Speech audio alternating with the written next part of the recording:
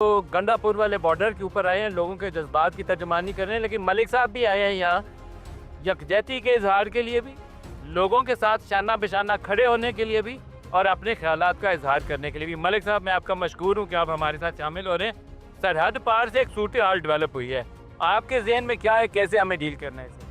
नहीं मनी साहब, ये बड़ा बिल्कुल इस तरह का इनका ये रवैया है कि इसमें कोई प्रूडेंट काम नहीं करते।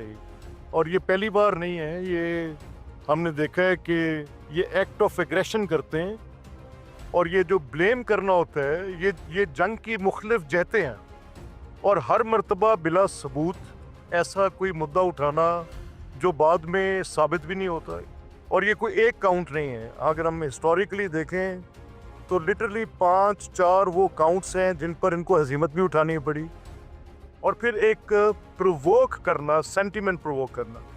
अब ये कैसे मुमकिन है कि आप एक सेंटिमेंट प्रोवोक करेंगे और उस सेंटिमेंट में आप समझेंगे कि सिर्फ आप अपनी ऑडियंस को एड्रेस कर रहे हैं? ये नहीं होगा। आप मेरे खिलाफ एक हेट स्पीच करेंगे तो मेरी तरफ के लोग जो हैं आपके उस हेट स्पीच से खुद ब खुद वो उस पर रिएक्ट करेंगे।